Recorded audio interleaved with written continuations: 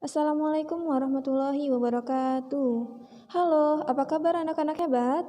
Semoga kalian dalam keadaan sehat dan masih tetap bersemangat dalam menjalani aktivitas kalian pada hari ini.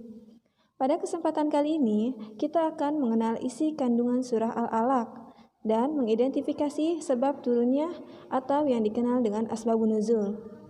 Yuk, langsung aja kita simak videonya. Apakah kalian tahu surah Al-Alaq? Surah Al-Alaq memiliki arti segumpal darah. Surah ini terdiri atas 19 ayat dan termasuk golongan surah-surah Makkiyah. Surah Makkiyah adalah surat yang diturunkan di kota Mekah ataupun sebelum Nabi hijrah.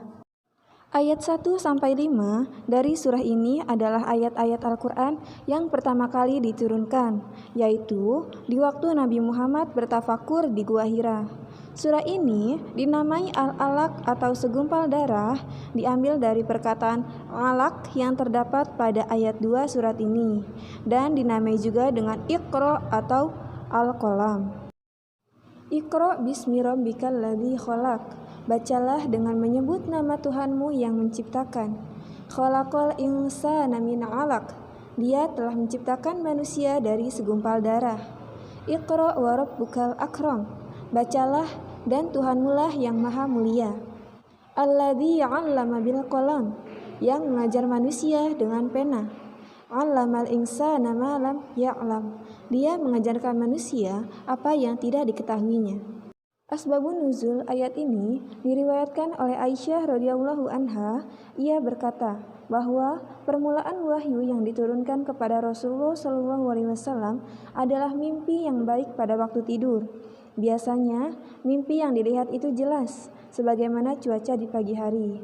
Kemudian timbullah pada diri beliau keinginan untuk meninggalkan keramaian atau berkholwat. Untuk itu beliau pergi ke Gua Hiro selama beberapa hari. Khadijah sang istri menyediakan beberapa perbekalan untuk beliau selama di Gua Hira. Suatu ketika datanglah malaikat Jibril kepada beliau. Malaikat itu berkata, "Iqra, bacalah." Beliau menjawab, "Ma ana biqori, aku tidak pandai membaca." Malaikat itu kemudian mendekap beliau sehingga beliau merasa kepayahan. Kemudian malaikat itu kembali berkata, "Iqra, bacalah." Kemudian Nabi menjawab lagi, "Ma ana biqori, saya tidak bisa membaca." Setelah 3 kali beliau menjawab seperti itu, malaikat membacakan surah Al-Alaq ayat 1-5. Setelah selesai membacakan kelima ayat tersebut, malaikat Jibril pun menghilang. Tinggallah beliau seorang diri dengan perasaan takut. Beliau langsung segera pulang menemui istrinya, yaitu Khadijah. Beliau terlihat sangat gugup sambil berkata, "Zamiluni, zamiluni, selimuti aku, selimuti aku." Setelah hilang rasa takut dan dinginnya, Khadijah meminta beliau untuk menjelaskan kejadian yang Rasulullah alami. Setelah mendengar kisah tersebut, Khadijah berkata kepada Rasulullah, "Demi Allah, Allah tidak akan mengecewakanmu selama-lamanya. Engkau adalah orang yang suka menghubungkan kasih sayang dan memikul yang berat." Khadijah kemudian segera mengajak Rasul untuk menemui Waraqah bin Naufal atau paman Khadijah. Dia adalah salah seorang pendeta Nasrani yang sangat paham dengan kitab Injil. Setelah Rasulullah selesai menjelaskan pengalamannya kepada Waraqah, Waraqah berkata, "Inilah sebuah utusan, sebagaimana Allah Subhanahu wa Ta'ala pernah mengutus Nabi Musa alaihissalam. Semoga aku masih dikarunia hidup sampai saatnya engkau diusir dari kaummu." Rasulullah pun bertanya, "Apakah mereka akan mengusir aku?" Waraqah menjawab, "Benar, belum pernah ada seorang nabi yang diberikan sebuah wahyu seperti engkau, yang tidak dimusuhi orang. Apabila aku masih mendapati engkau, pasti aku akan menolong engkau sekuat-kuatnya." Hadis riwayat Bukhari, Badaul Wahyi nomor 3. Selanjutnya adalah kandungan surat Al-Alaq ayat 1-5. Surat Al-Alaq ayat 1-5 merupakan wahyu yang pertama kali diturunkan kepada Nabi Muhammad sekaligus sebagai penanda penobatan beliau sebagai Rasulullah atau utusan Allah. Wahyu ini yang menjadi tonggak perubahan peradaban dunia dari kehidupan jahiliyah menjadi kehidupan terang benderang atau penuh dengan ilmu pengetahuan. Perubahan tersebut diawali dengan lafaz Iqra yang artinya bacalah pada ayat pertama. Perintah membaca di sini tidak hanya dimaknai sebatas membaca lembaran buku, melainkan juga membaca buku dunia. seperti membaca tanda-tanda kebesaran Allah, membaca diri kita, alam semesta, dan lain-lain. Berarti ayat tersebut juga memerintahkan kita untuk belajar, mencari ilmu pengetahuan, serta menjauhkan diri kita dari kebodohan. Pada ayat kedua, Allah menyatakan bahwa manusia diciptakan dari segumpal darah. Allah sendiri juga menegaskan bahwa manusia diciptakan sebagai sebaik-baiknya ciptaan, dan tidak ada makhluk yang dianugerahi wujud dan fasilitas hidup yang menyamai manusia. Allah menganugerahkan manusia berupa akal pikiran, perasaan, dan petunjuk agama. Semua itu yang menjadikan manusia sebagai makhluk yang paling mulia.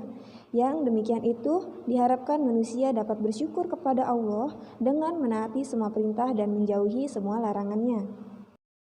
Proses penciptaan manusia dijelaskan dalam surat Al-Mu'minun ayat 12-14, yang artinya, dan sesungguhnya kami telah menciptakan manusia dari suatu saripati yang berasal dari tanah. Kemudian kami jadikan saripati itu air mani dalam tempat yang kokoh. Kemudian air mani itu kami jadikan segumpal darah. Lalu segumpal darah itu kami jadikan segumpal daging, dan segumpal daging itu kami jadikan tulang belulang. Lalu tulang belulang itu kami bungkus dengan daging, kemudian kami jadikan dia makhluk yang berbentuk lain. Maka Maha Suci Allah pencipta yang paling baik. Quran Surat Al-Mu'minun ayat 12-14. Pada ayat ketiga, terdapat dua pengertian pokok, yaitu perintah untuk membaca sebagai penegasan Allah agar menjadi umat yang pandai, sehingga bisa memahami ayat-ayat qauliyah maupun kauniyah. Ayat-ayat qauliyah adalah ayat Al-Quran, sedangkan ayat-ayat kauniyah adalah tanda-tanda atau peristiwa yang terjadi di alam. Pengertian pada ayat keempat, Allah mengajarkan manusia dengan pena. Maksudnya dengan pena agar manusia dapat mencatat berbagai cabang ilmu pengetahuan. Dengan pena, manusia dapat menyatakan ide, pendapat, dan keinginan hatinya, dan dari pena manusia juga mendapatkan berbagai ilmu pengetahuan yang baru.